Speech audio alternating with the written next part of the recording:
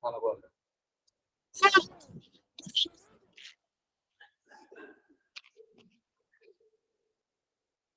Está com som agora? Carlos, Felipe, Ismaí. Está com som, professor, agora. Ismaí me lembra aquele candidato a presidente. Ismaí. Tá Tá pronto? som. Tá funcionando? Tá bom.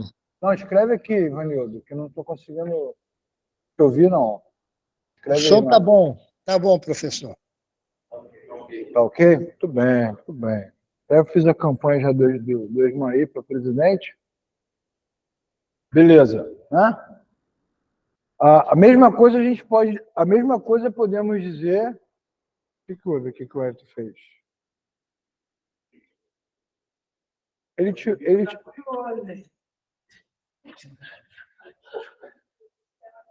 É verdade. Ah, oi? Tem que fazer o quê?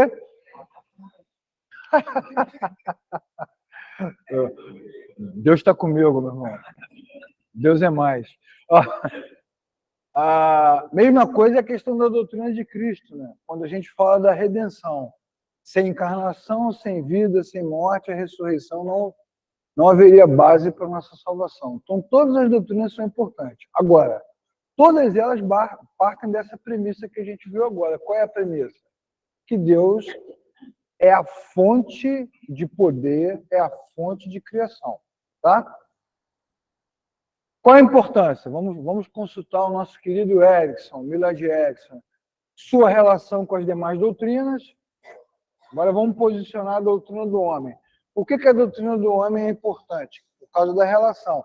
Citei várias aqui: escatologia, soteriologia, questão que envolve Cristo. Falei aqui da questão dos personagens bíblicos se colocando como Deus. Então, a doutrina do homem ela tem que ser dita. De vez em quando eu vejo um pessoal gritando na internet que as igrejas não falam mais de pecado. Ele não está falando da doutrina, ele está falando de práticas morais, né, provavelmente. Você não precisa falar de práticas morais, você precisa falar da queda. Nesse sentido, ok. Mas o cara não está falando disso, ele está falando de adultério, de vício. Né? Para falar de pecado, basta falar do homem. Quem nós somos. de onde viemos, o que aconteceu na queda. Isso é um princípio teológico importante, que serve para o resto. A consciência humana, né? Quando o cara se envaidece, ele saber que ele não é nada, que ele é pó, a criação, a imagem de Deus. Então, a consciência do homem construída a partir dessa doutrina ajuda com várias doutrinas, com vários ensinamentos bíblicos e teológicos. Você não precisa apontar os erros de ninguém. Se o cara nasceu de novo, inclusive o próprio Espírito Santo vai convencendo ele do que ele está fazendo. O homem é a imagem e semelhança de Deus, a gente vai falar sobre isso daqui a pouquinho, né? O que isso significa na prática. E é bom você saber que quando a Bíblia diz que o homem é a imagem e semelhança de Deus, está falando de todos, inclusive aquele que não crê. Ok? A pessoa de Cristo, Cristo é o Deus encarnado. Vocês vão lembrar daquele quadro que eu fiz aqui. Você lembra daquele desenho que eu fiz? Fiz o desenho. Aquele desenho que deixou todo mundo zoado da cabeça, né? Deus Pai, Deus Filho, Deus Espírito Santo. A Trindade. É um Deus só. E aí lá no vídeo o Ivanildo vai falar assim, a diferença do cristianismo para as demais religiões é que no cristianismo é um Deus só, com 3 pessoas que têm aspectos distintos. Tem distinção entre eles. Inclusive aquele desenho da Trindade, né? Deus. Deus. Desenho da Trindade.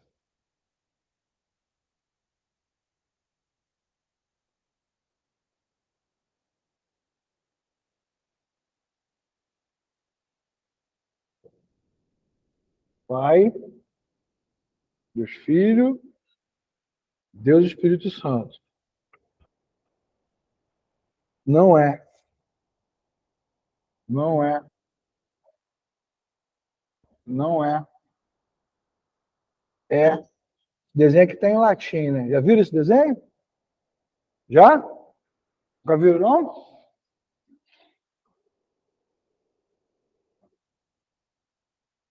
Desenho aqui é um desenho clássico da Trindade.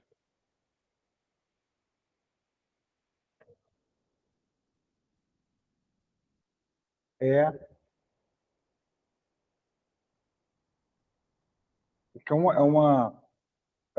um gráfico clássico da Trindade, né? Deus Filho é Deus, o Deus Pai é Deus, o Deus Espírito Santo é Deus, o Pai não é o Espírito Santo, o Pai não é o Filho não é o Espírito Santo, os 3 são Deus.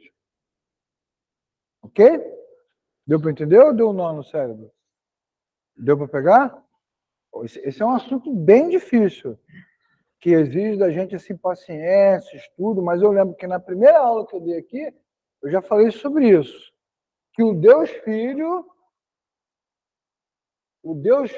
encarnou,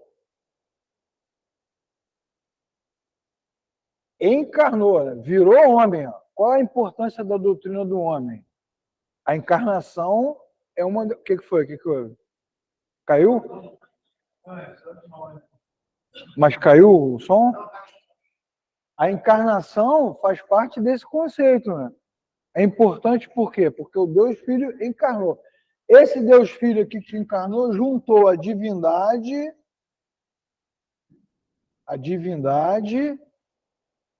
com a humanidade.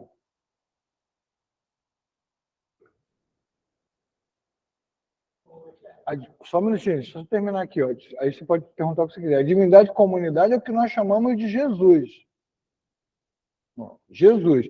Não é, aula passada, não é teofania. Tá vendo? Nem epifania, que já definimos também.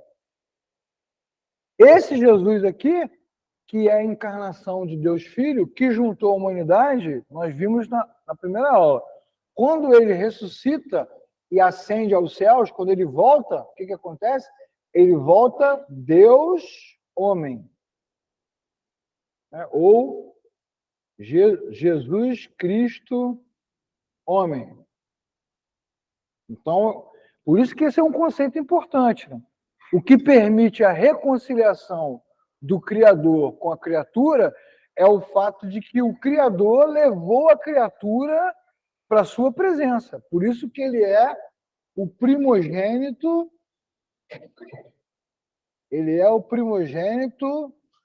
da nova criação. Ou a primícia dos que dormem.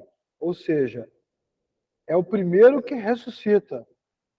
Qual a diferença de primogênito para unigênito?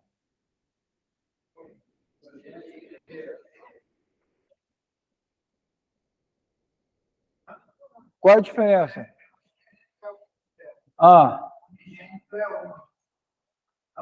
Não.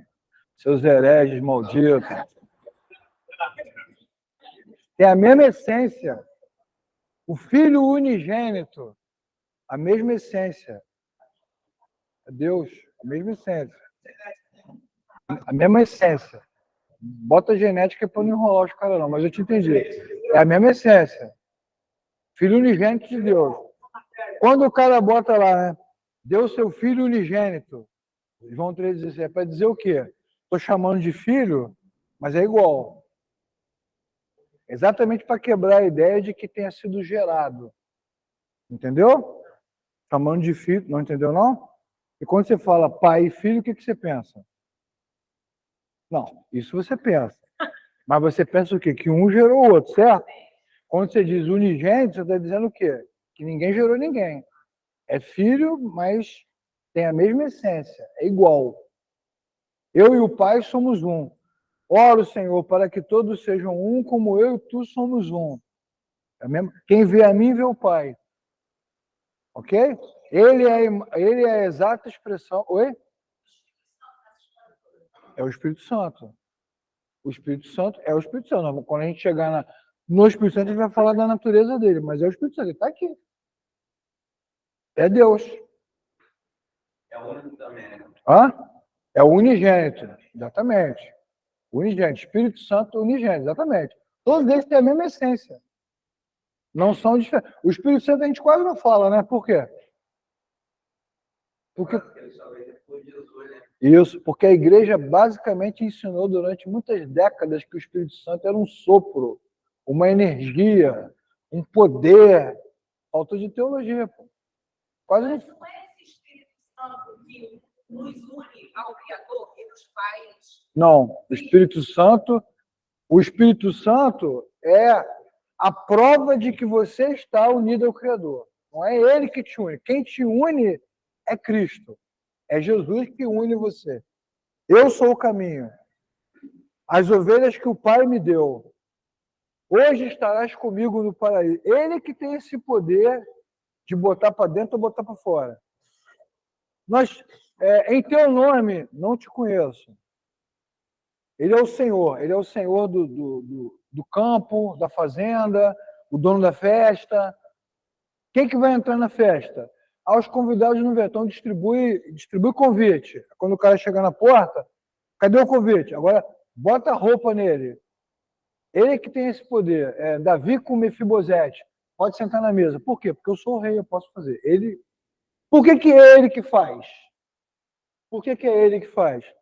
Porque, pelo fato dele ter se oferecido para cumprir esse papel, estamos adiantando a cristologia, né? Pelo fato de ter se oferecido para cumprir esse papel, Deus o exaltou, Deus exaltou o Filho e lhe deu um nome acima de todo nome. Aprove ao Senhor convergir para ele todas as coisas. Então, ele é o Cordeiro lá de Apocalipse. Ele é o que tem o poder. Então, é em Cristo, né? Colossenses 2,9, nele habita a plenitude da divindade. Então, ele concentrou nele todas essas questões. Mas nele quem? Aí que está o pulo do gato. Não é nele Deus Filho. É nele Jesus. E Jesus não é só Deus Filho.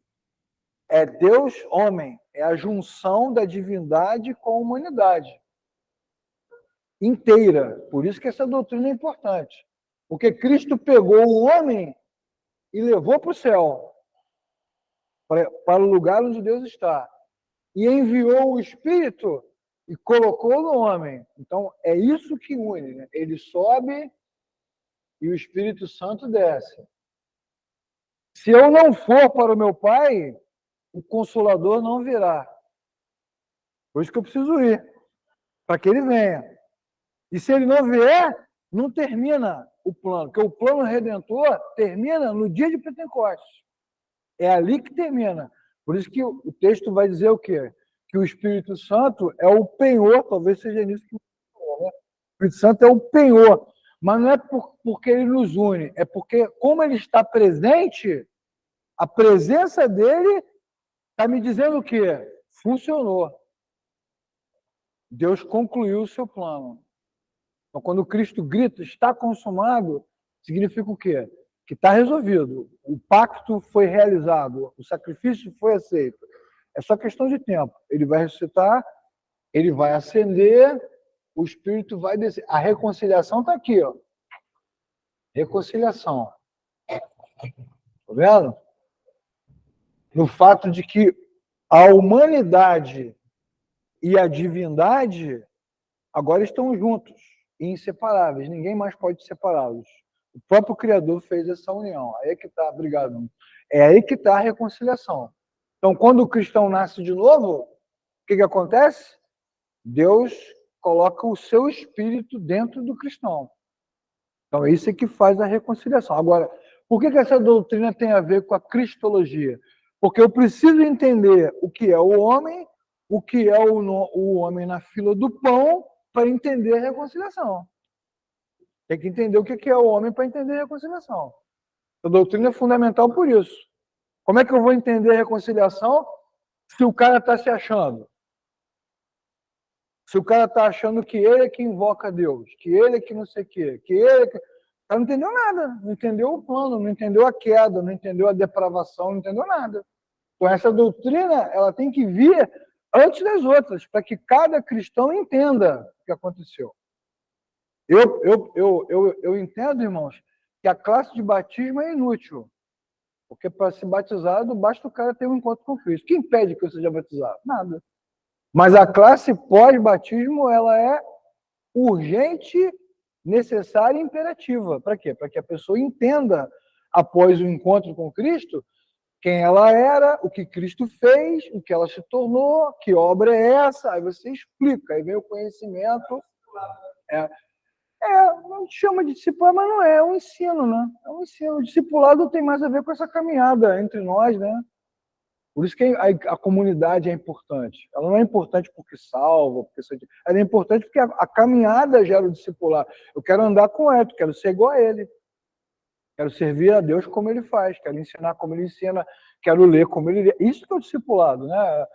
São os exemplos, né, dos cristãos que vão gerando discípulos. Eu quero ser um discípulo de Cristo, quero ser piedoso como ela é, quero ser piedoso igual o irmão. O Espírito Santo é que vai fazendo essa sinalização. Nós ficamos tão moralistas, ficamos tão dogmáticos, ficamos tão religiosos, que a gente não ouve mais o Espírito Santo.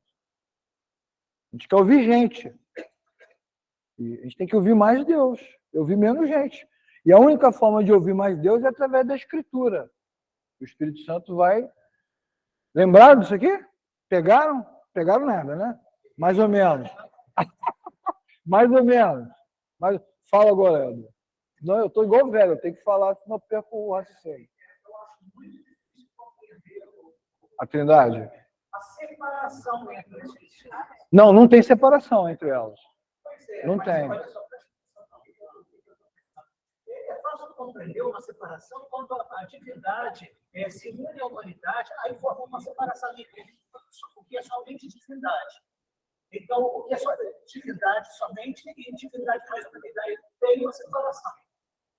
No entanto, depois que Jesus volta aos céus, essa humanidade evaporou. Não evaporou não, ao contrário. Ela estava evaporada com a queda, agora ela se supervalorizou, resgatou o seu lugar. Se isso aconteceu, a humanidade foi foi inserida Isso, foi inserido, exatamente. no triângulo aí. Isso. No Deus Filho, isso. O Espírito habita no homem. No homem, isso. Isso. É para ferrar o cérebro mesmo. Professor, não está escrito aí do lado que foi primogênito. Primogênito da nova criação. Da nova criação. Da nova criação. A primícia dos que dormem, o primeiro a ressuscitar. O primeiro a ressuscitar. O primeiro que ressuscita. Fala, cara. É difícil mesmo. Por isso que a gente tem que pensar devagar.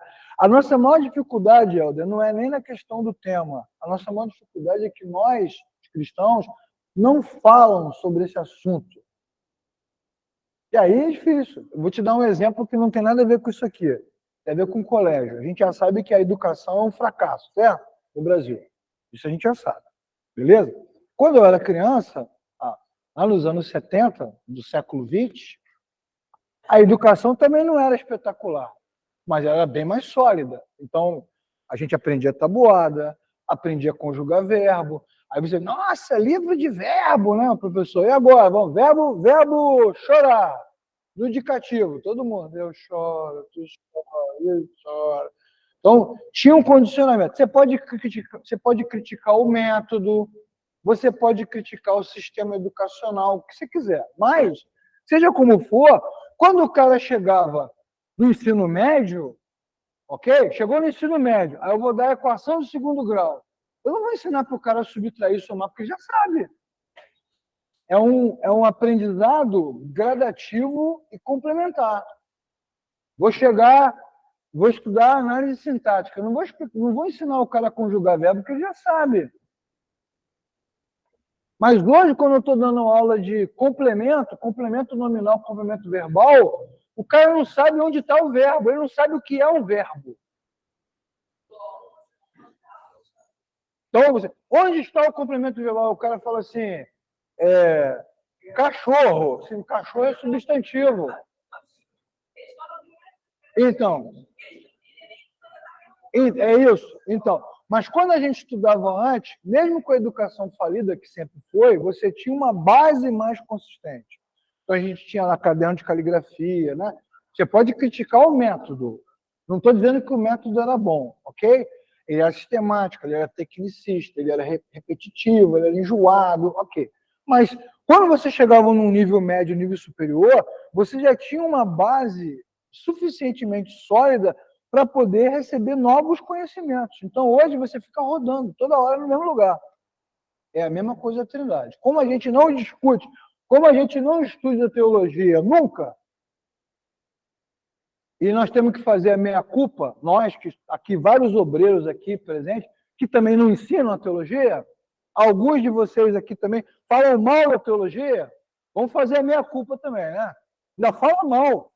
Eu aprendi lá na sala, tá, mas dane-se. Aí o que acontece? Quando chega um assunto brabo desse aqui, meu irmão, o cara não tem base nem para pensar sobre isso, porque ele não sabe o que é, ele nunca ouviu. Quando, na verdade, nós deveríamos ensinar a doutrina desde a escola dominical, desde as criancinhas lá, isso. Trindade é assunto para ensinar para criança. Que é bem possível, inclusive, que a criança pegue mais rápido do que a gente. Já está provado pela linguística que a mente do cara é tábua rasa, né? Ela vai agregando. Vocês sabiam que até os 7 anos de idade você pode aprender quantos idiomas você quiser ao mesmo tempo? Até os 7 anos, está provado cientificamente. Depois fica adulto, você não fala nem português direito mais. Fazer curso, vai fazer cursinho, né? Não consegue. Mas até os 7 anos, a criança... Isso é assunto para você ensinar sempre, para quando você chegar numa discussão dessa aqui, e aí você tem razão. Eu mesmo tenho muita dificuldade. E olha que eu estou sempre lendo, estudando, mas é difícil mesmo. É um nível de abstração muito elevado. Assim, sem querer jogar no bicho assim, mais Tudo bem, eu só rio das suas frases. Por que 3? Não é mais fácil a gente compreender que Deus é plural? Porque a revelação não é essa. Você está certo pensando no conhecimento, mas a revelação é trina. Aí, na doutrina da Trindade, a gente vai explicar por quê. Tá? E para o mundo no qual, no tempo, no contexto histórico no qual isso foi revelado, Ok? Chegou no século XXI, nós estamos ferrados, porque agora nós estamos com outra cabeça diferente. Né, Paulo?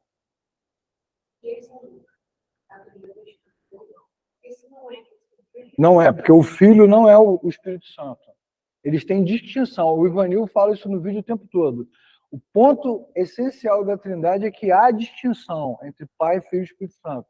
Eles têm a mesma natureza, eles têm a mesma essência, o mesmo poder, é um Deus só, mas entre as naturezas há distinção. Aí nós vamos falar das distinções. Então, por exemplo, quem tem a missão redentora? Só o Filho. Nem o Pai, nem o Espírito Santo. A distinção é no atributo, às vezes é na ação, mas tem distinção. Fala, te cortei um tempão e você está com a mão levantada. Não existe um grau hierárquico. Não tem hierarquia. É a primeira coisa que o Ivanil fala. Você viu o vídeo?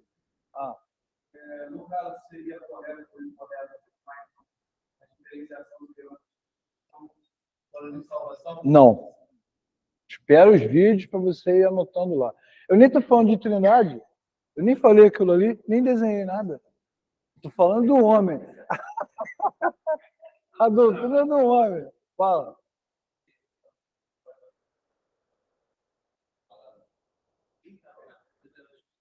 Então, aí você... O que você tem que fazer? Nunca mais ouvir. Nunca mais ouve. Porque esse tipo de ensinamento já foi combatido há milhares de anos. Isso é uma heresia louca. Então, o que você faz? Nunca mais escuta a voz da verdade. Agora você entende, e vocês também, por que muitos líderes combatem a voz da verdade. Mas como é que pode? As músicas são tão legais. É porque eles não cantam só. Eles também falam um monte de groselha. Só cantar estava bom. Só cantar, pô, legal. Entendeu? Esse é o problema. Você não escuta, né? Então, por exemplo, um exemplo prático. Mas é muito difícil. Ó. Toda ceia é uma oportunidade para você falar da Trindade. Toda ceia.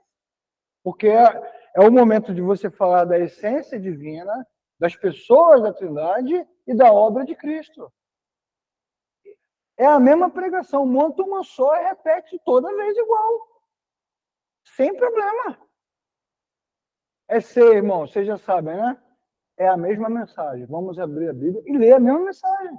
Escreve, projeta, decora. É melhor assim. Inclusive, eu quero aproveitar aqui o ensejo para dar uma palavra pastoral.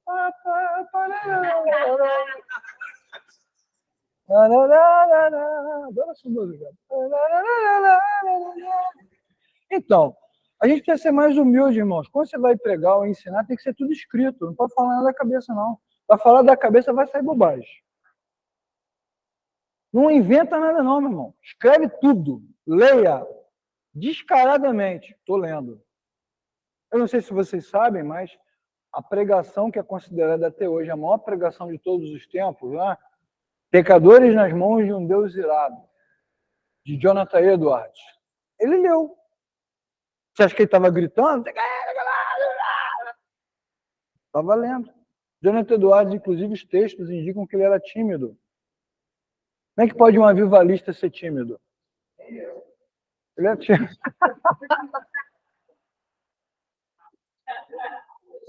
Outro aspecto importante da doutrina do homem é a consciência de que é necessário salvação. É necessário salvação. E não tem a ver com o aspecto moral, tem a ver com a necessidade de reconciliação. A sua vida tem um vazio do tamanho de Deus. Não tem vazio nenhum, irmãos. Tem certeza que o cara duro lá, incrédulo, está mais feliz do que um monte de nós aqui. Não tem a ver com alegria e tristeza. Tem a ver com alegria e tristeza. O vascaíno está feliz? Não está, está triste. Não tem a ver com alegria e tristeza. Porque esse é o problema da falta de doutrina. O que o cara pensa? Que o pecador, né? O cara pensa o quê? Pecador é igual a quê? Trevas, maldição, demônio, vício, destruição, tristeza. Você que está com a família destruída. O cara pode estar riquíssimo, com a família maravilhosa. Você acha que o Messi está triste?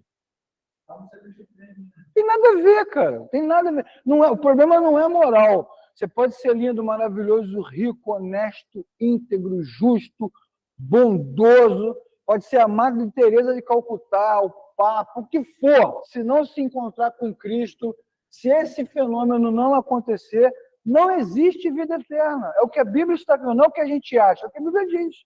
Então, essa doutrina é importante por isso. Para que quando você falar sobre queda, salvação, você enfatizar esse ponto. Não tem a ver com o que você faz, tem a ver com o que você é a natureza humana. Então, essa doutrina é importante por isso. Também é importante porque, à medida que você estuda a doutrina, você vai se conhecendo melhor. Que é o que está escrito aqui, ó. Conhece-te a ti mesmo. Que é uma frase que os filósofos sempre utilizavam no passado. Conhece a ti mesmo. Como é que você vai se conhecer, autoconhecimento, se você está cego? Se não conhece o Criador, se não sabe de onde veio? O cara está perdido. Então, o autoconhecimento também passa pelo entendimento da doutrina. Quem é o homem, por que ele caiu, por que rompeu, qual é a sua natureza, para que ele se posicione diante do Criador, do texto, da própria vida. O autoconhecimento é resultado do ensinamento da doutrina. O Erickson vai pontuar isso no livro, vai dar várias explicações, textos, é muito legal, mostrando a importância. Então, isso aqui é coisa para a gente falar toda a ceia, por exemplo, todo batismo. Por que você está aqui? O que aconteceu? Manda o cara fazer uma confissão de fé. Se o cara disser assim, não sei. Ah, eu não sei. Só sei que eu encontrei Jesus. Não, então sai, meu irmão. Vai batizar hoje não. Concorda? Se o batismo é uma confissão pública de fé e o cara não sabe explicar a fé, está batizando em quê? Está batizando na igreja, né? Não em Cristo.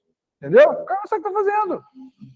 Então, a doutrina ela dá clareza de pensamento. O que aconteceu? Eu estava separado do Criador. E aí? Cristo me encontrou. E agora? Eu nasci de novo.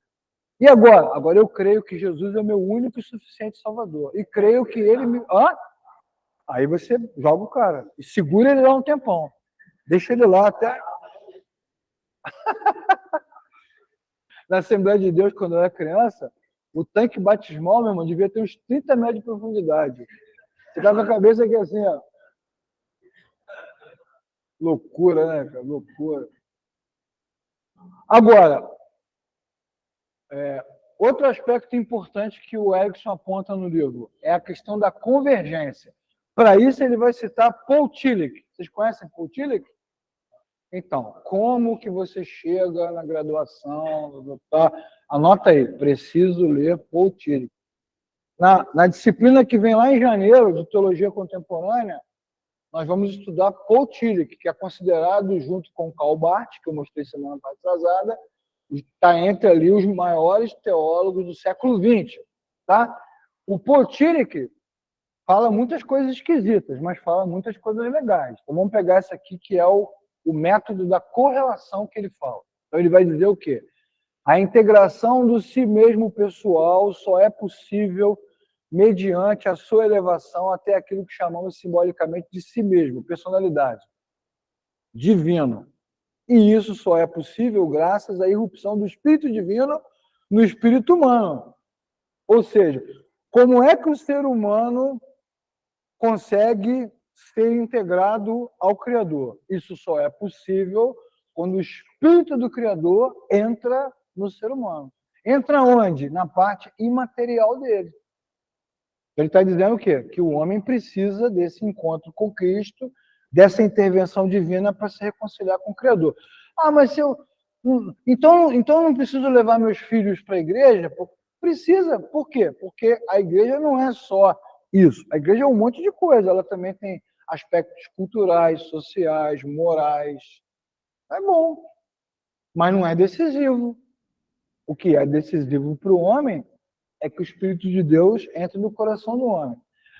É a finitude do ser que conduz à questão de Deus. Olha que coisa legal que ele fala.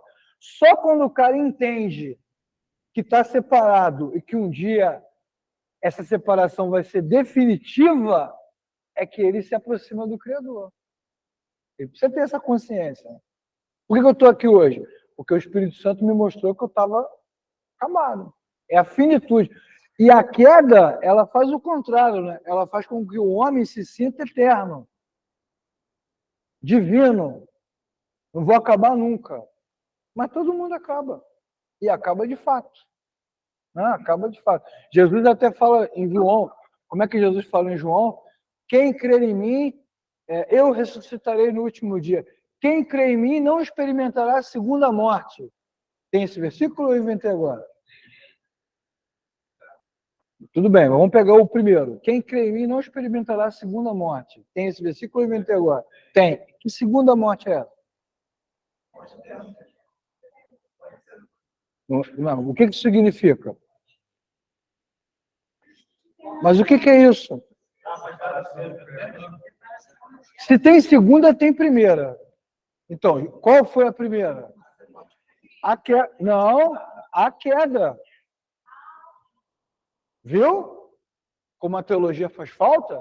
Aposto que você já deve ter dito. A primeira é a morte física, irmãos. O cara morre, mas Cristo não deixa ele ficar morto, porque quem crê em mim não experimentará a segunda morte.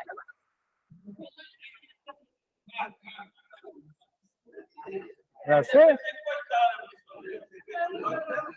Na verdade... Mas não é isso. Não é isso. Na verdade, quando Jesus fala quem crê em mim não experimentar a segunda morte, é porque toda a humanidade já está morta. Já morreu. Eu não vim para condenar o mundo, eu vim para salvar, porque já está condenado. O mundo jaz no maligno, já morreu. Isso. A segunda morte é o juízo lá. Afastem-se de mim. É o juízo final. Acabou. Não tem mais recuperação. Na verdade, isso não tem nem a ver com o inferno, porque o que ela falou do inferno, isso também tem a ver com o nosso...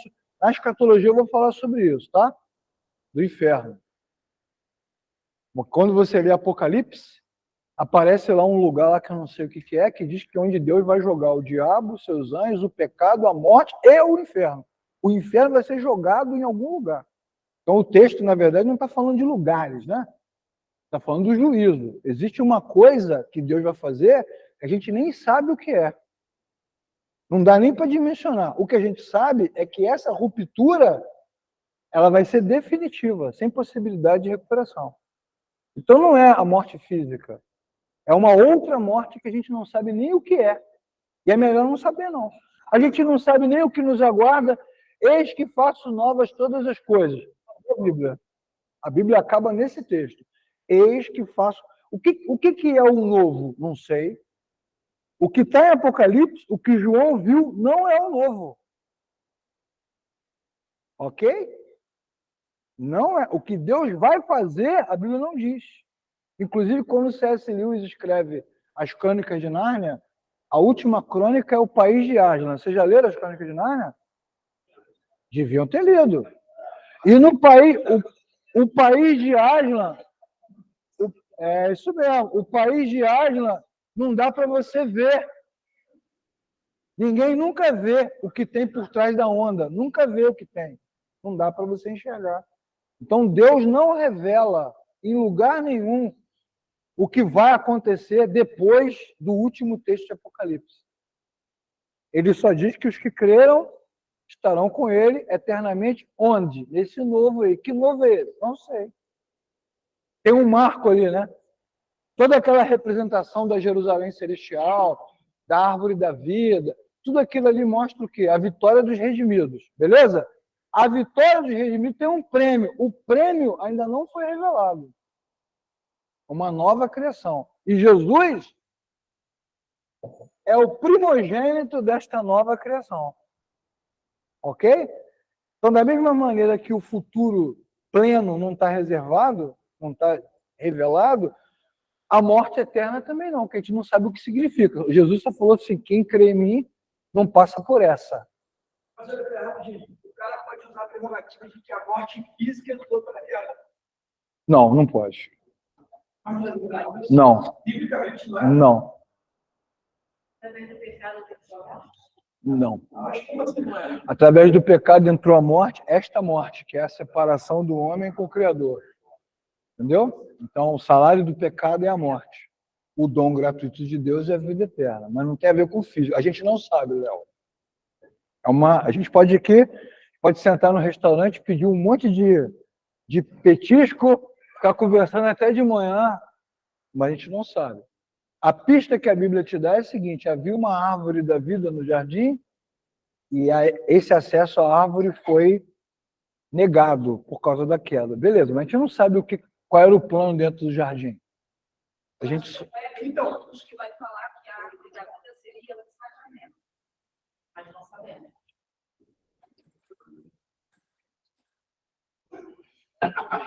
Eu gosto muito do Éder, não vou falar nada. Antes da queda, o acesso agora foi aberto. Não sabemos. Mas o texto depois fala, botar o querubim ali na lavada. Não, fala isso, mas a gente não sabe essa regra aí. A gente só sabe uma árvore. Ok.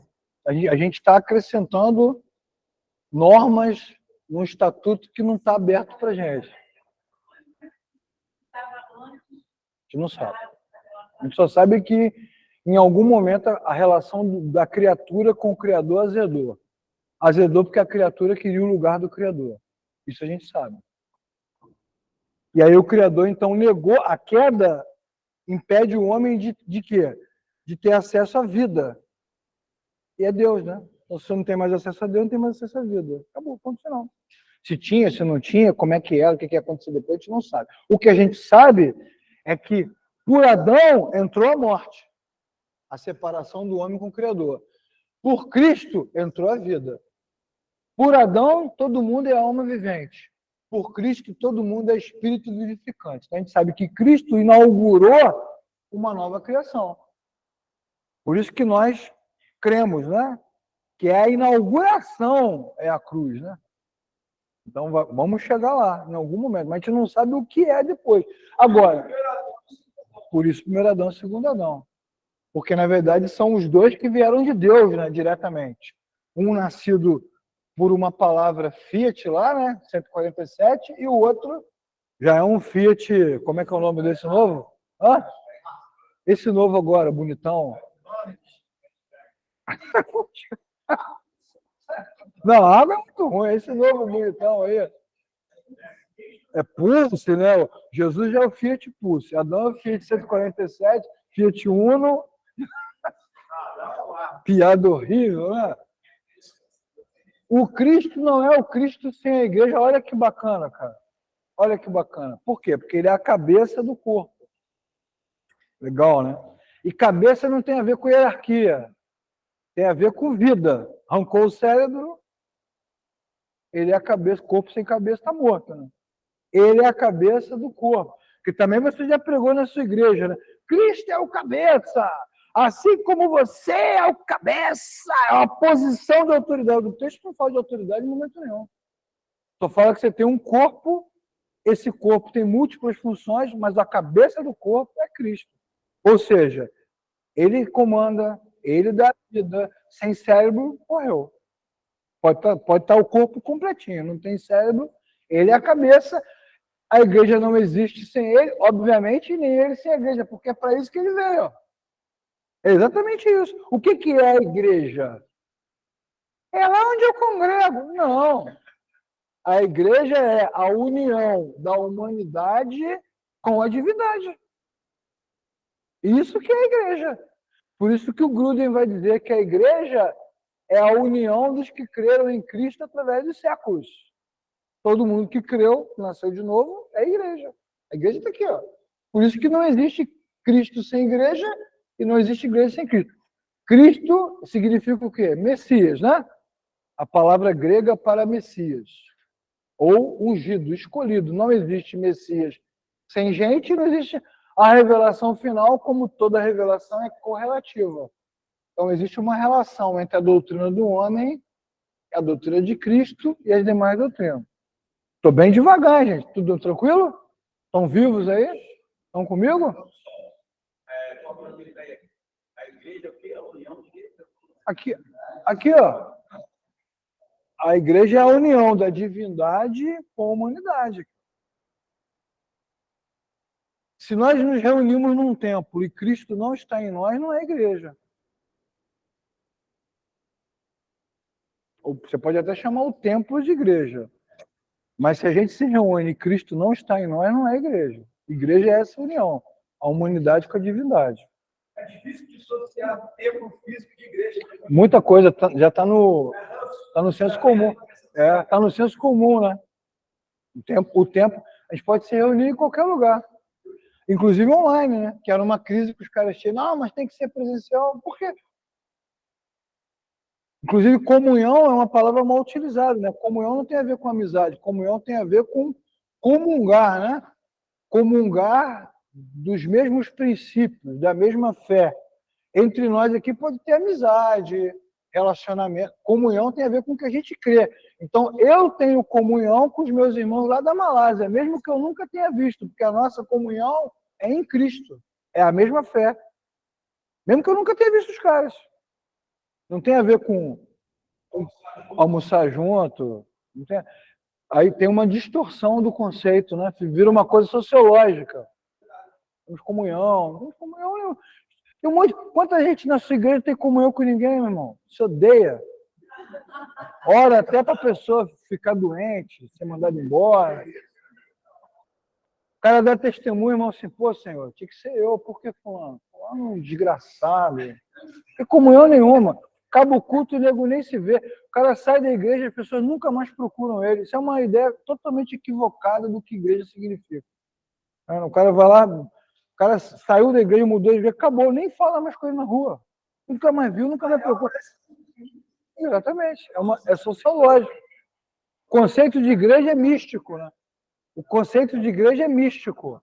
O Andy Gruden, que é o outro teólogo, que a gente também vai citar aqui, ele vai fazer essa diferenciação. Existe uma igreja visível e existe uma igreja invisível. A teologia define assim. A igreja visível é essa reunião, é sociológica. A igreja invisível é essa aqui, ó. Que você nunca viu. Né?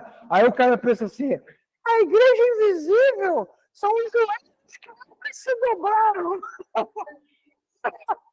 No céu você vai ter muita surpresa. Não. A igreja invisível é isso aqui. Ó. A igreja invisível é o místico. Não tem a ver com reunião. Tem a ver com a união entre o homem que nasceu de novo com o Criador. Essa que é a igreja invisível. Vê como é que as doutrinas se misturam, tá vendo? Beleza? Já conversamos com o Paul Tillich à vontade. Bom, agora vamos falar da doutrina do homem no exercício ministerial. Em que século vocês estão, irmãos? 21.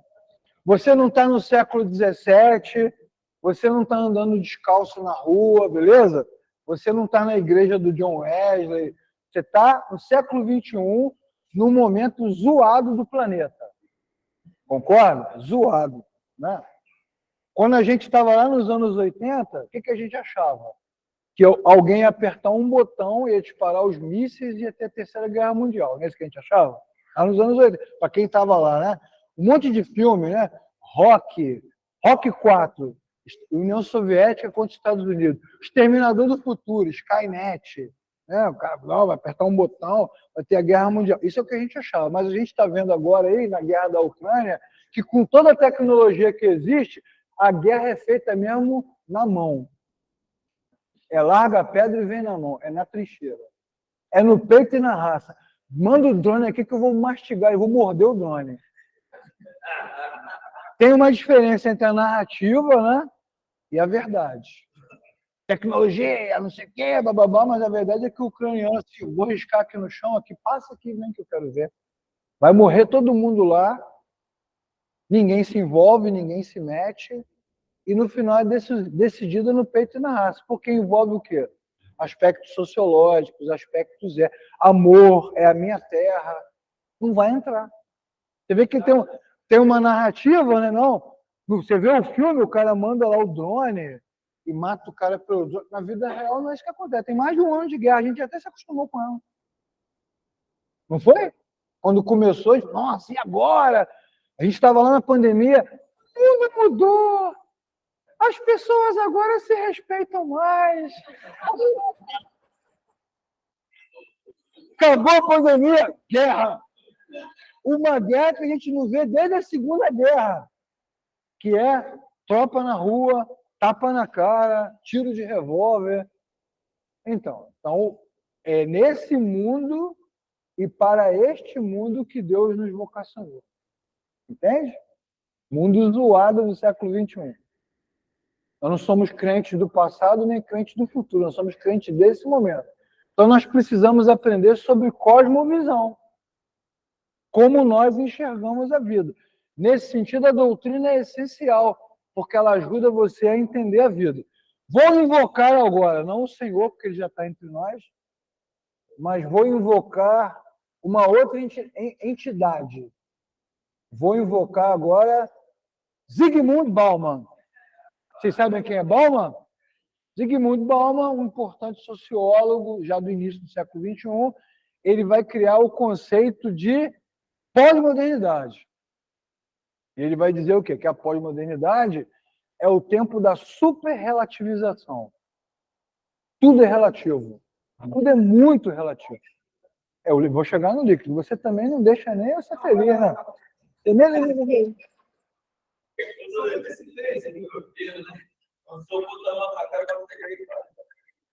Isso aí. Vou levar ele lá na beira-mar para ele pagar meu café lá na beira-mar. Esse mesmo. Então, olha só o que ele vai dizer, ó, que no mundo pós-moderno o homem não consegue. Estamos falando do homem, não é isso? Doutrina do homem. É com esse tipo de homem que você está lidando dentro da igreja. Não cria a ideia, a fantasia, o romance de que o crente é diferente do cara não crente. São todos homens, no mesmo século, com a mesma maneira de pensar, com a mesma visão de mundo. A gente cria uma ideia romântica que na igreja as pessoas pensam diferente. Você vai falar, o cara vai para casa e vai fazer o que ele quiser. É super relativo. Né? O homem pós-moderno não recebe crítica. Tá vendo? E ele escreveu isso em 2001, cara. Nós estamos em 23, hein? Pode até que ele escreveu semana passada. O homem pós-moderno não consegue formular regras. Então, depois da pós-modernidade, ele desenvolveu o conceito de sociedade líquida. O que significa o líquido? Que tudo que era sólido, consistente, indiscutível, se liquefez, derreteu. É relativo. Mas, meu irmão, a Bíblia diz que o homem é depravado. Longe de Deus. Aí a irmã vai dizer assim, isso é o que você pensa. Eu não penso igual a você. Não é assim? A Bíblia diz, irmãos, aí eu vou dizer, vou falar aqui da Trindade, ó. Estou dando aula aqui no seminário, estou falando que acabou a aula, vai ali para o café. Eu não concordo. Eu não concordo.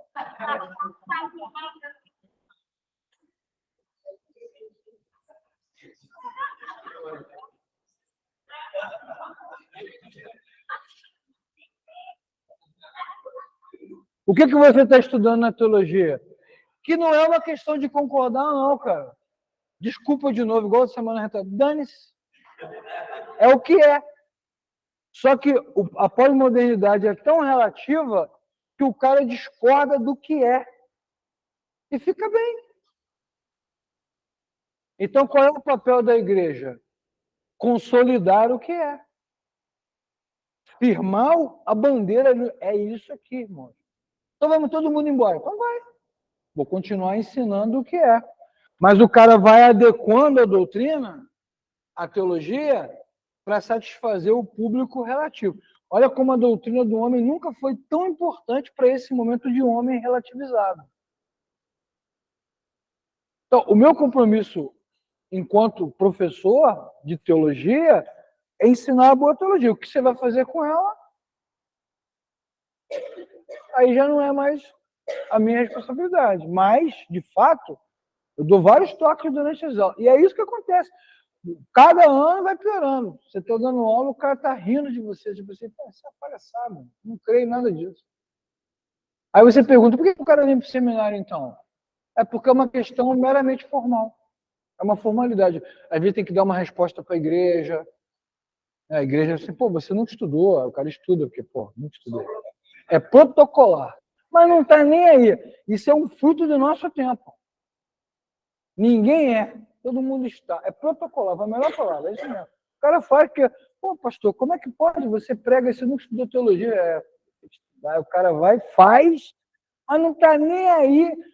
Ele contribui para a superrelativização, e aí o que acontece? O que o Bauman viu no mundo já acontece dentro das igrejas.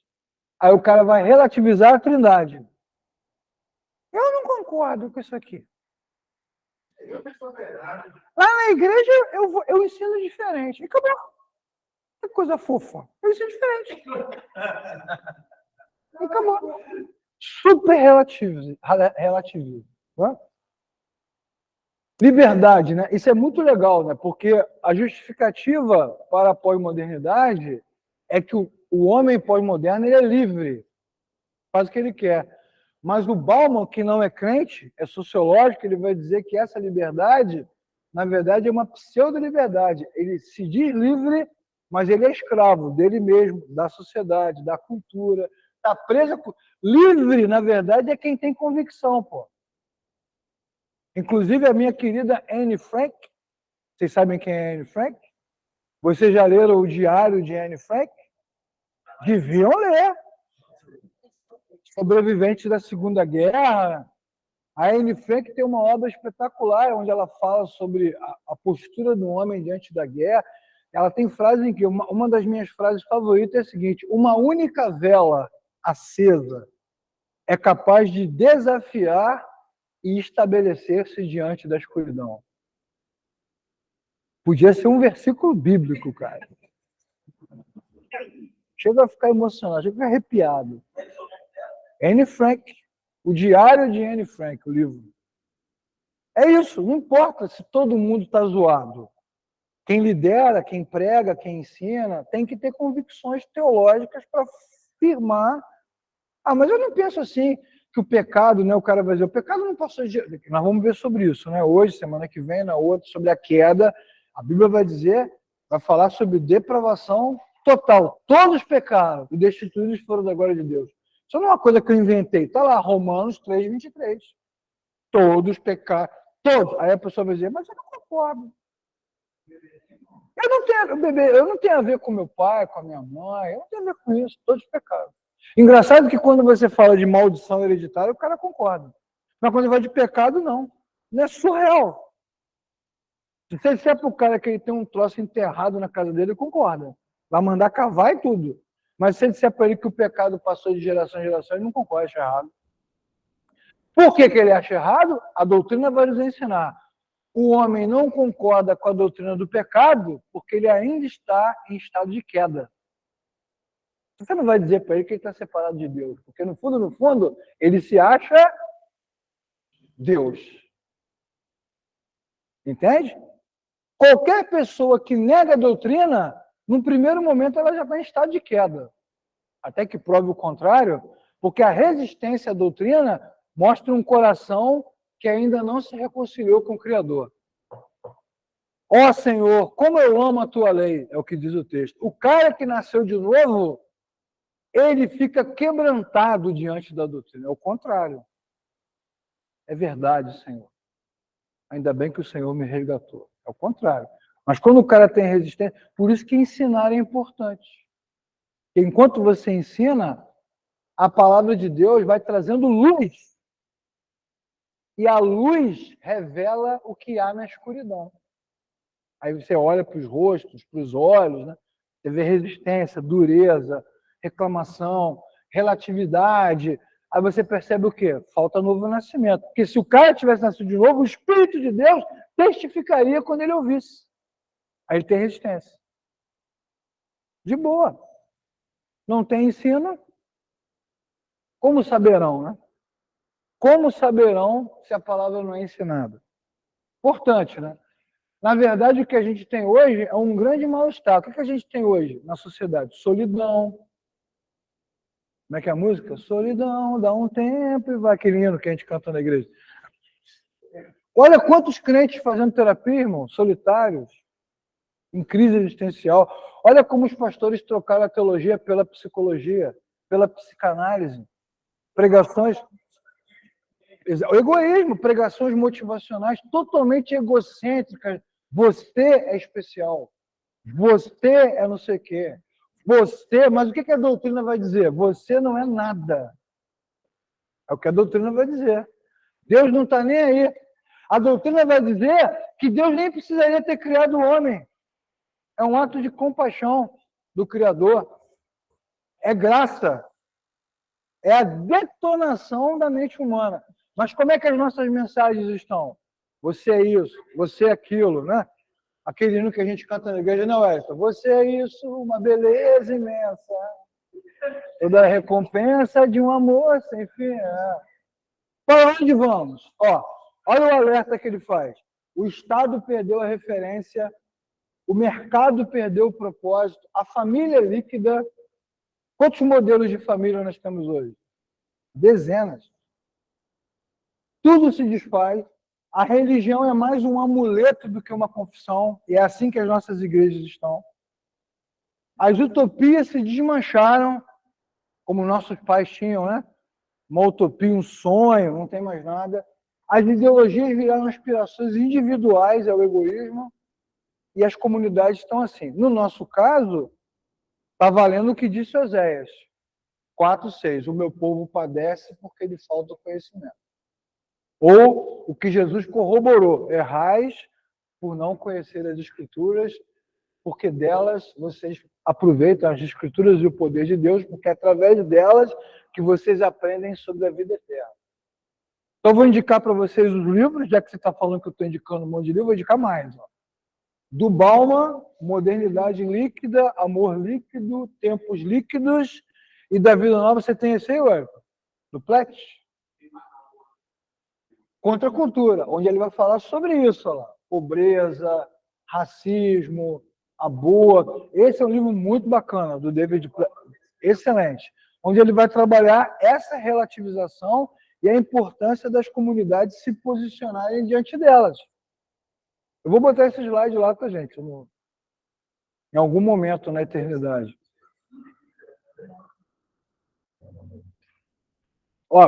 Nós nem entramos ainda na essência da doutrina, que provavelmente é o que eu vou fazer depois do almoço, mas estou preparando aqui o clima para que no final eu faça o apelo, todos vocês se arrependam.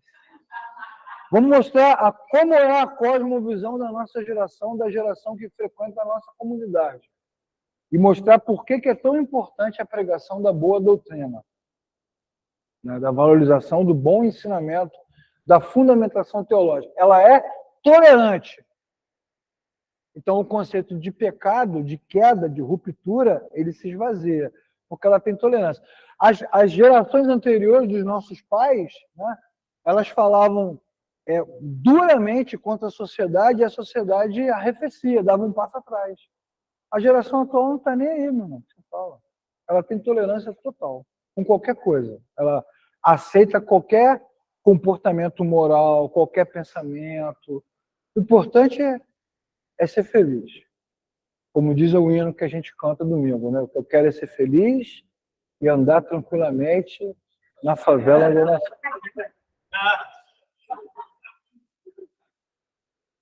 Outra característica dessa geração é o inclusivismo, que exclui, né? Porque inclusão é uma coisa boa.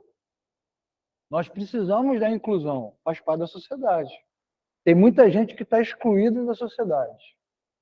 Porque é negro, porque é pobre, porque é pessoa com deficiência, ou porque é mulher, ou porque é isso. Tem muita gente que está excluída. Então, incluir é bom. Então, por exemplo, o pobre está excluído da educação. Ele não consegue. Então, você tem que incluir o cara. Beleza. Agora, não é disso que eu estou falando. Eu estou falando de ausência de juízo de valor. Por quê? Porque como tudo é líquido, tanto faz. Tanto faz. Não tem valor moral. não tem juízo. Está valendo tudo, o que fizer. Então, roubou. Depende do ponto de vista. Você acha que roubou, eu acho que não roubou. É diferente. Então, essa coisa, o relacionamento multicultural, multimoral. Então, a falta de ensino deixa tudo relativizado e tudo fragilizado. Outra característica dessa geração, que nós já falamos dela, o relativismo. Tá vendo?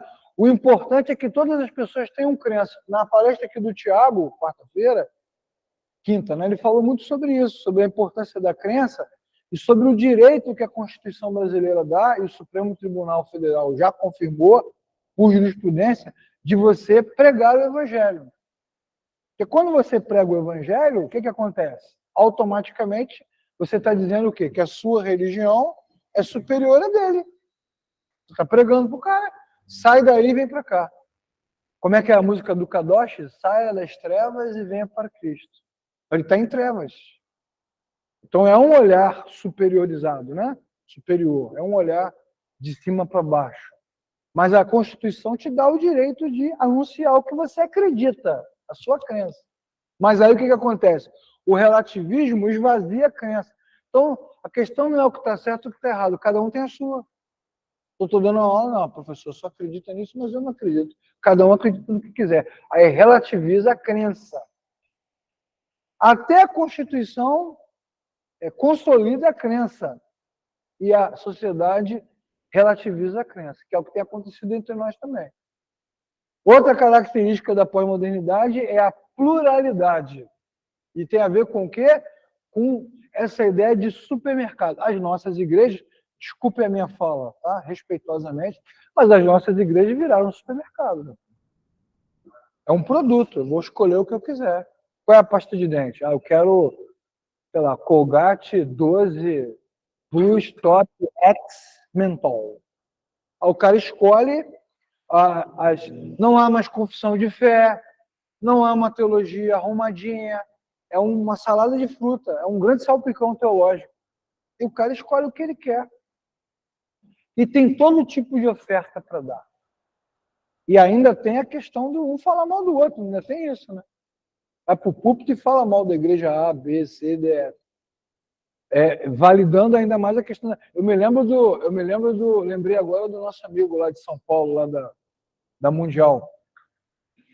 Mundial, o melhor preço total. Tá certinho. Eu me lembro dele falando assim, se você dá o dízimo na sua igreja e Deus não está te abençoando, vem dar o dízimo aqui na igreja. Aí você está perseguindo ele, vai chorar. É direção Impressionante, né? É impressionante. Mas é a pluralidade, porque na verdade você está escolhendo uma comunidade pelo quê? Pelo produto que ela te dá. É plural, né? Essa ideia do tem lugar para todo mundo, né? E o que o Bauman está dizendo é que, na verdade, tem lugar para todo tipo de coisa. E sem teologia, tem mesmo. Que eu não tenho referência nenhuma. Na última aula, eu não citei aqui o rei Josias, que durante 26 anos promoveu o culto a cavalos, o culto às estrelas, prostituição religiosa, e fazia isso achando que estava fazendo certo. Então, o que lhe faltava? O ensino. Quando a palavra de Deus chegou até ele, ele descobriu que estava errado. Faltava o ensino. O povo de Israel, quando Jesus aparece pregando na rua, qual era a fala do povo? Quem é esse que ensina como quem tem autoridade? É a fala dos caras, né? Por quê? Porque os fariseus não tinham autoridade. O que eles ensinavam se esvaía.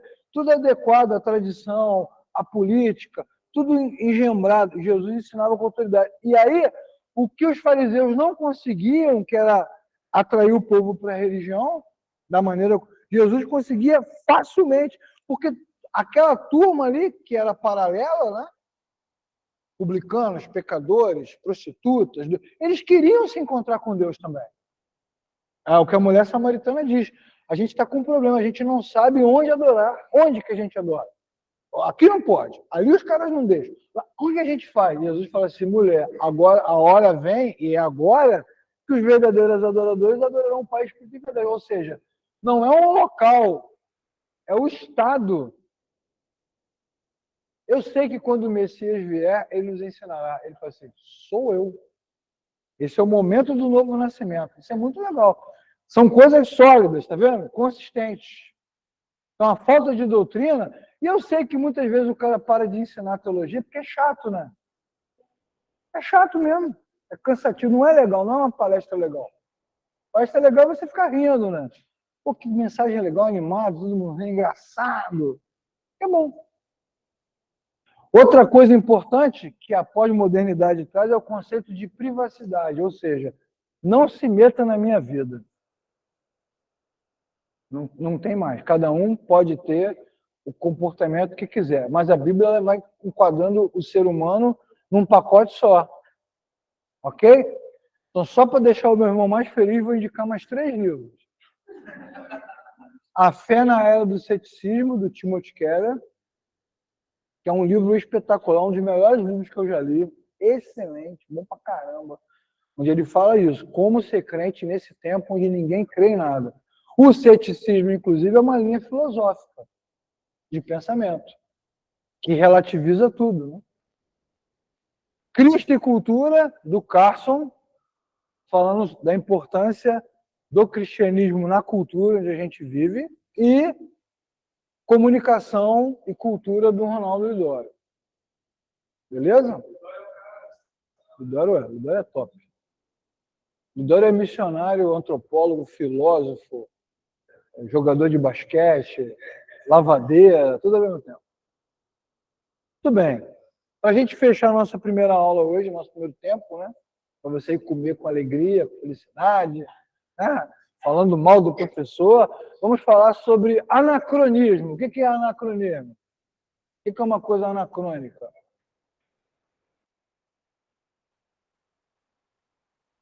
E aí? Vai, Gideon.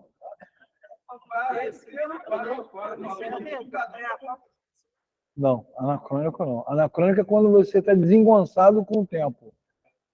Você está fora do tempo. Perdeu o tempo, perdeu o fio da meada, como se perdeu o bonde. Está anacrônico, né? Você está falando de uma coisa que não existe mais, que não se aplica mais. Você parou no tempo. Ficou, né, teve um papel impressionante, importante, tal, mas ficou anacrônico. Anacrônico. Como é possível ensinar alguém e apontar caminhos sendo uma pessoa que permanece absolutamente presa em si mesma? Presa a velhos paradigmas de forma imutável, sem considerar a possibilidade de mudança, sem ouvir o outro, sem observar o mundo ao redor. Então, como que a gente vai mudar, melhorar, ensinar, se a gente fica preso no nosso próprio mundo, na nossa própria bolha? Aí eu pergunto a vocês, o que é paradigma? Quem vai ajudar o Léo aí? O que é paradigma? Oi? Mais do que um ponto de vista. Francisco, é o que é paradigma? Pô, Francisco, vamos lá, Francisco. Valendo uma passagem com tudo pago para a Cova da Onça. Cova da Onça e Luiz Caçador. Luiz Caçador é um lugar legal. Isso. Paradigma é um modelo, né? É um modelo. São modelos. Né? É verdade. É modelo. Paradigma é modelo. Até aquele nosso irmão aqui, né? Como é que é o nome dele? Que tem nome de índio, mas não é índio. Não, é nome de índio. Ele falou que era índio. Eu que falei que não era. Ele falou assim, é muita coisa diferente, tá? Para mim é difícil mudar. É isso. O cara já tem um modelo definido, por isso que a doutrina tem que ser repetitiva. Porque a doutrina teológico-bíblica, é um martelo que quebra a parede. A minha palavra é como um martelo que quebra a penha. É isso mesmo, você fica ali. Prega a tempo e fora de tempo, Timóteo. Ou então lá medita nas minhas palavras de dia e de noite. É uma coisa constante para arrebentar paradigma mesmo. Eu não sei se eu já contei para você que eu estou ficando velho, o tio Al está vindo me visitar. Alzheimer. Mas eu lembro uma vez, acho que eu já contei, mas eu vou repetir mesmo assim, vocês vão ter paciência com o velhinho. Uma vez, grupo de família é uma maldição hereditária, né, irmão? Um grupo de família desse, eu recebi um vídeo de Natal, de Páscoa. Já contei do vídeo de Páscoa? Não. Recebi um vídeo, um cara falando da Páscoa, pregando. Mas não era uma pregação, era uma reflexão sobre a Páscoa. Com musiquinha, aí fala de Cristo, fala do Cordeiro, fala da cruz. Muito legal, assim, bem. Quando acabou, a pessoa que me mandou, ei, gostou? Falou assim, cara, tem alguma coisa errada nesse negócio aqui. Tem alguma coisa aqui que não encaixa.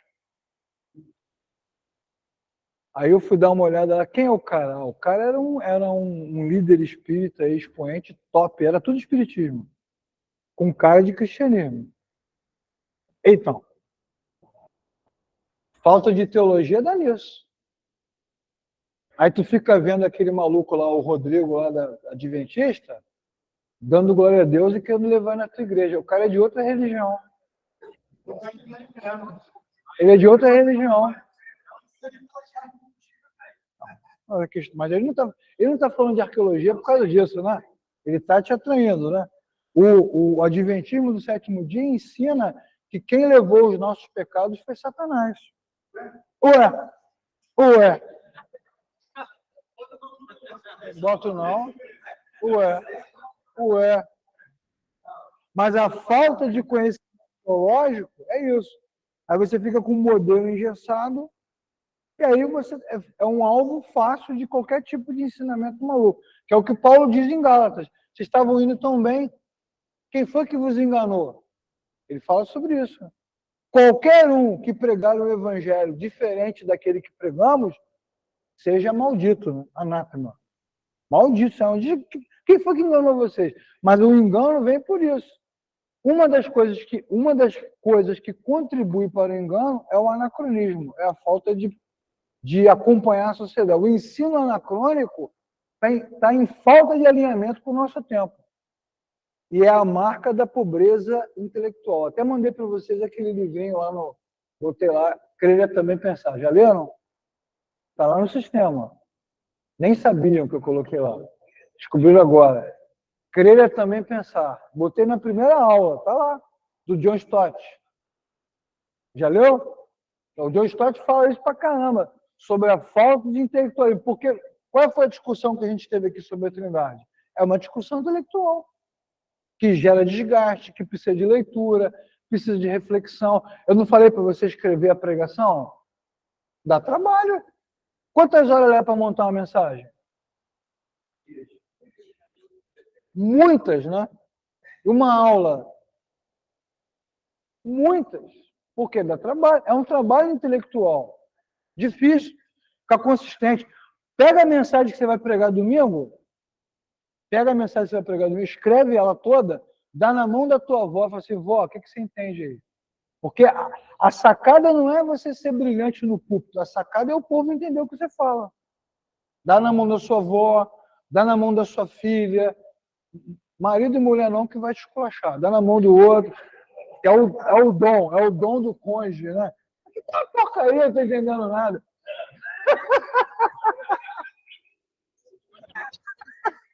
Horrível.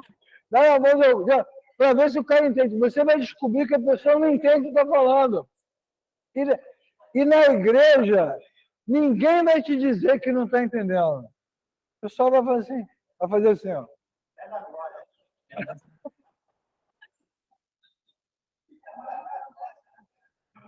Ai, meu Deus, pô, não estou entendendo nada. Eu queria que acontecesse, o cara levantar, pastor, não estou entendendo nada.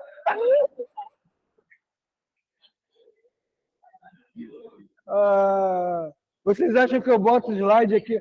Vocês acham que eu boto o slide aqui para tirar onda? Eu boto o slide aqui para não me perder, cara. Para não falar bobagem. Para eu olhar para trás aqui e fazer a leitura rápida aqui, para eu lembrar o que eu tenho que dizer. Eu não sou um computador, cara. Nenhum de nós é. E a teologia está aí há 2000 anos. Então, as pregações, é um esforço intelectual. A falta de esforço intelectual faz com que a pessoa estacione na própria descoberta. Quer dizer, o cara vai pregar, toda vez conta a mesma história. Você vai voltar, vou visitar uma igreja, volto 10 anos depois, a mesma mensagem. E vamos que vamos. Né? Vamos que vamos. Por que o ensino fica anacrônico? Vou terminar aqui para você poder almoçar, tá? Por que o ensino fica anacrônico? Primeiro, ignorância. Então, vocês estão estudando para que o ensino não fique anacrônico. Você vê que nós associamos hoje, quando você pega o Paul Tillich, ele vai associar a doutrina ao século XX. O Karl Barth vai dizer assim, todo pastor deveria ter a Bíblia numa mão e o jornal na outra. Ele vai associar. Quando eu citei Bauman, eu estou associando a teologia ao século XXI. Esse é o nosso trabalho. É você não ficar ignorando. Você não pode ignorar o que está acontecendo no mundo. Pode ignorar. Tem que saber. Ah, não quero saber de política, não quero saber de nada. Não pode, cara. Não, porque boas as igrejas. Isso é um. Como é que eu posso falar sem ser agressivo? Irmãos, quando a gente era. Eu me lembro que antigamente a gente ficava aqui 5 horas orando de joelho. Aí o cara fala como se aquela igreja de 50 anos atrás fosse melhor. Isso é arrogância, cara. Você está dizendo o quê? Que Deus trabalhava bem, agora Deus está trabalhando mal, é isso? Que maluquice é essa, cara? Porque você orava 15 horas de joelho, não quer dizer que eu tenho que fazer a mesma coisa. Mudou, pô. Hoje a igreja pode ter ar-condicionado, confortável. É a exaltação ao conhecimento, né? Você está dando comida para criança em casa, ó. Papai fez para você, come, que antigamente não estava para comer. A minha mãe fritava mortadela, botava no pão, ia de quichute para a escola. Por quê? Porque o cara não pode usar um tênis, ele não pode comer um bife. Então, é esquizofrenia, quer dizer, só porque você sofreu, todo mundo tem que sofrer. Aí é melhor, só porque você sofreu, o cara dava mais valor, isso? Isso é esquizofrenia, cara. Isso é anacronismo total, isso é ignorância. Ah, corre, porque a minha avó fazia, era fogão a lenha. O cara não pode ter fogão elétrico. Que loucura, cara. É uma doença. Isso é um saudosismo, né? O cara fica lá no passado, né? Não, porque era melhor. Meu pai, para mim, outro dia, como é que ele falou? Não, passou um Fusca, eu falei, pô, aquele Fusca tá bonito. Fusca, cara, cava, rapaz. Qual é esse? Um lixo. Só tinha isso. Vou te dar um Fusca de presente. Quando eu tiver um dinheiro, eu vou comprar um. Fusca é caro, pô. Pelo amor de Deus, pô. Você vai trocar um BMW por um Fusca. Só se você for um louco. A não ser que você tenha 30 BMW, você tem um Fusquinha para sair na foto. Isso é ignorância, tá vendo? Fatores congênitos, fatores intelectuais, fatores morais. A questão moral é muito importante para nós, porque o cara se recusa a aprender porque ele acha que não está errado. Ele se recusa, não quero evoluir. Não, meu irmão, mas não é assim. Não, mas não quero saber. Eu aprendi assim, para mim é assim, e está acabado. Pô, isso aí é normal. Isso aí já me acostumei. Isso é padrão. Cara, você é mais novo do que eu. Tô começando agora. Chega a me dar azia. Você não sabe o que é a vida. Essa frase, então, você não sabe o que é a vida. Você sabe, você é o quê? Você é Deus. Está atravessando os séculos. Conheceu vários reis. Você sabe tudo, vários continentes diferentes.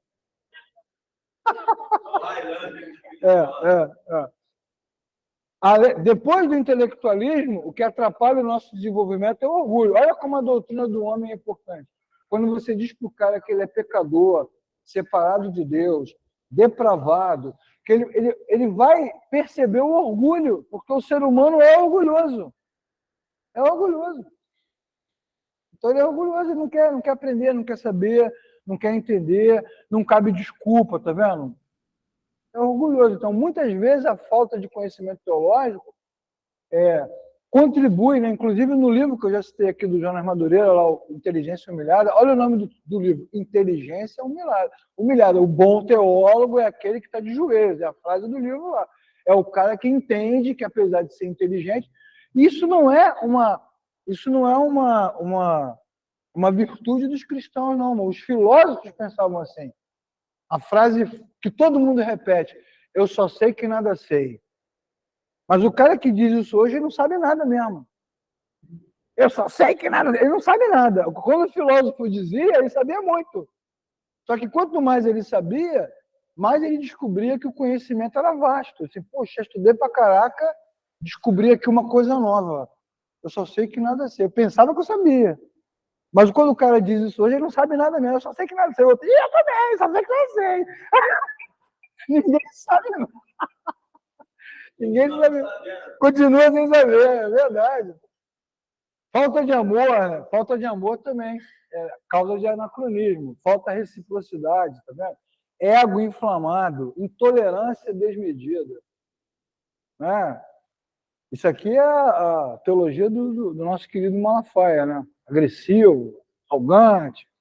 Isso é palhaçada, isso é palhaçada. Sou crente, mas não sou otário. Cheio de amor para dar, transbordante, né? Cheio de doçura. Mas não abre mão do carro blindado de não sei quantos milhões, né? É qualquer coisa, menos cristianismo. E não tem nenhum problema falar isso, irmãos. Porque é uma questão pública. Só estou analisando o que eu estou vendo, o que eu estou ouvindo no YouTube, ali no Instagram.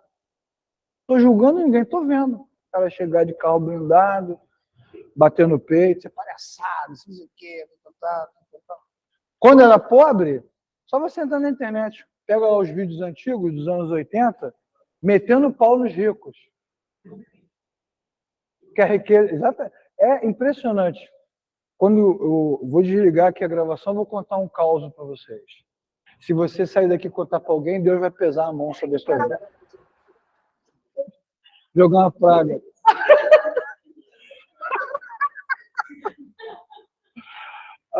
O que o ensino anacrônico produz? Tédio. A pessoa fica entediada, né? Assim, porra, de novo isso, não serve para nada. Tédio. Não, nós vamos fazer um trabalho de missões, monta um grupo de missões, né? Guerreiros de Gideão. Os 300 de Gideão.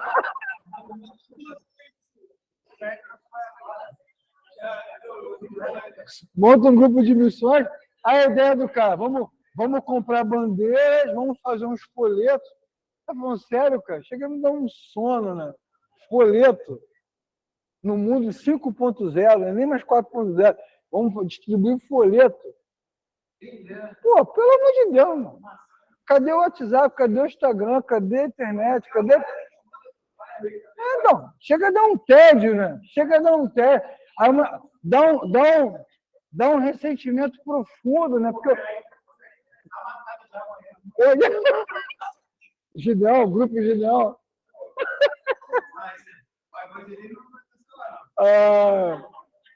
Fraqueza espiritual e teológica. Aí eu falei do cara aí do... Como é que é o nome? Do Testemunho de Jeová, né? Não era não. Adventista. É isso. Você está tão fraco teologicamente, espiritualmente, que você não consegue perceber a mentira, não consegue perceber nada. O cara te enrola facilmente, né? Te engana, te dá um nó. E você não consegue perceber porque está fragilizado, né? Eu me lembro, no final dos anos 90, vocês... Eu não sei... Vamos ver qual é a tua idade. Eu não sei se vocês lembram do Reverendo Moon. Reverendo Moon tinha uma seita asiática que se espalhou pelo mundo, que era uma seita que tratava de muitos casamentos, uma mistura de espiritismo com cristianismo, com seitas orientais, um negócio um negócio zoado assim. E ele fez um evento no Uruguai, foi início dos anos 2000, e centenas de pastores aqui do Rio, São Paulo, foram ao evento do Reverendo Moon.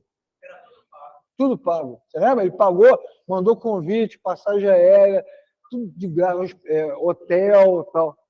Os caras foram, assistiram, voltaram e começaram a implantar. O cara não tinha noção, não conseguia discernir o que estava vendo. Por causa... Dos anos 2000 não tem mais. Eles eram famosos na época, né? Agora não tem mais. Já mudou muito. Malafaia é um sobrevivente dos anos 80. Aquela turma dos anos 2000 já mudou muita coisa. Nossa, eu que sempre trabalhei em editora, né? Trabalhei na CPAD, trabalhei na Vida, trabalhei no Mundo Cristão. Então eu conheci as igrejas todas, os pastores, conheci todo mundo, mas eu conheço pouco, mudou muito. Tem trocentas mil igrejas, só nessa reta aqui deve ter umas 20 igrejas, 30, sei lá o quê. Uma do lado da outra, parede colada, uma na frente da outra, uma em cima da outra. É verdade! Vai na Alcântara, uma de frente para a outra, do lado da outra, parede colada, uma em cima da outra, tudo maluco. Então você não conhece mais. Tem várias igrejas que haviam, que eram grandes, que não existem mais. Ou existem, mas perderam, né, aquela força que elas tinham. Né? Enfim. Outra coisa que o estudo anacrônico produz é morte. Né? E acho que esse é o ponto principal. Né? Não tem esperança, não tem vocação. O que desperta o vocacionado na igreja não é projetos, que é isso que as lideranças não entendem. Não, vamos criar aqui um projeto missionário, vamos criar aqui o que desperta o vocacionado é Deus, cara. Não é o projeto. E a palavra de Deus tem que ser pregada, teologicamente consistente, para que aquilo desperte o cara. Tirando a questão da vocação, também tem a questão do arrependimento, da reconciliação, do novo nascimento. Né? Como é que o cara vai se ver pecador? E não é pecador no sentido moral, né? Pecador no sentido de separação de Deus. Porque se eu só tenho uma pregação moral, isso me dá tédio. O cara vai falar assim, não, mas eu não faço nada disso. Como é que ele vai se ver separado de Deus se isso não é pregado, ensinado de forma correta? Se a doutrina não é ministrada? Eu já falei isso para vocês várias vezes. Eu tenho no meu canal 2 vídeos lá. Você tem a pergunta, né? Você tem a certeza da salvação? São 2 vídeos. Você tem a certeza da salvação 1 e 2. Aquilo ali é fruto de aulas que eu dava na classe de integração na igreja, dos novos convertidos e dos irmãos que vinham de outras igrejas. Essa aula, cara, é a faca no pescoço do cara. Quando a aula termina, o cara não sabe se nasceu de novo. O cara está 30 anos na igreja. Nunca falaram isso para mim. Nunca ouvi essa mensagem. Eu tenho uma mensagem no meu canal que tem mais de 8.000 visualizações, que é a mensagem da cruz. Acho que eu até mandei para vocês.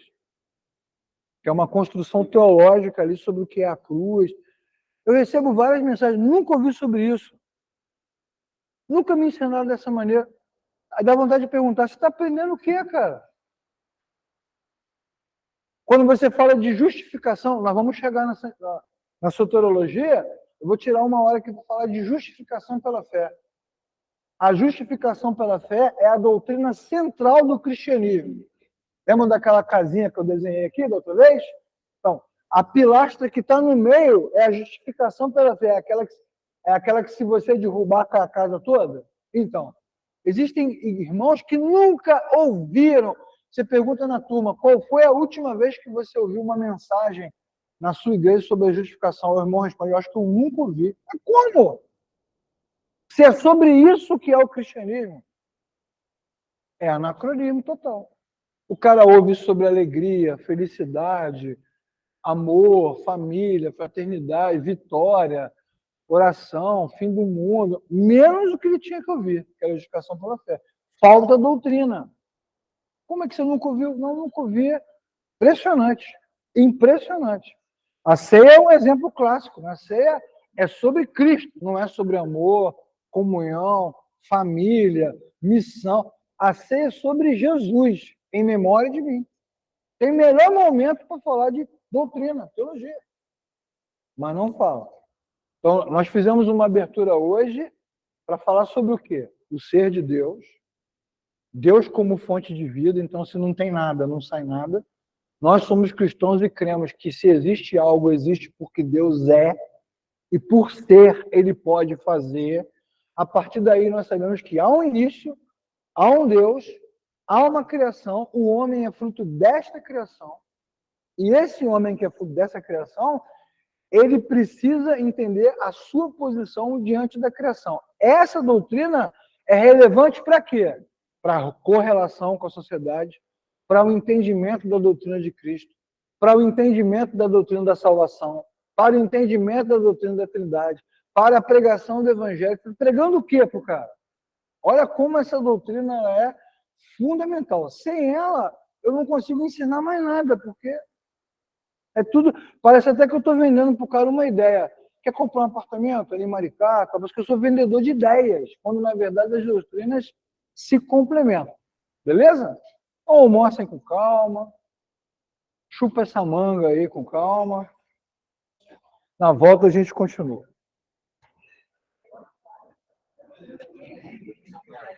Deve ser.